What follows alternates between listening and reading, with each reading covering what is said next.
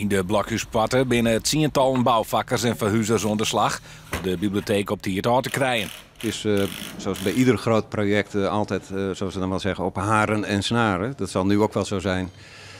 Maar vooralsnog loopt het allemaal prima. We moeten 25 januari klaar zijn, want dan om 1:30 's middags gaan de poorten open voor het publiek. Het liek het een dreig verhaal te worden om alle boeken op die het in de kosten te krijgen. Daar stinkt de organisatie dat het wel slaagt.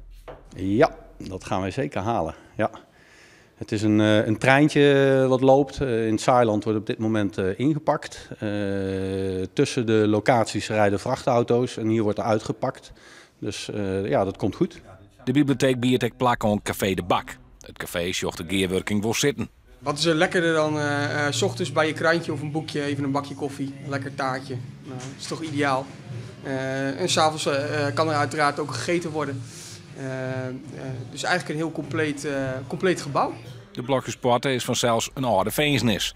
De transformatie naar de bibliotheek biedt dan ook een grote klus. We zijn blij dat we een heel nieuw stuk, ongeveer meer dan een derde deel van de oude strafgevangenis, is helemaal tegen de vlakte gegaan. En daar is een nieuw stuk in gebouwd, dat we dat ook binnen onze muren hebben. Want dat doet heel veel in de beleving. De Biep, geschreven als DBIEB, is de naam van de nieuwe bibliotheek.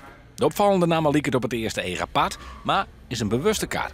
Mensen denken, hé, wat zou dat zijn? Het heeft aan de andere kant iets vertrouwds, maar het geeft toch aan dat het een nieuw iets is. En ja, we zijn er erg mee ingenomen, die nieuwe merknaam van ons.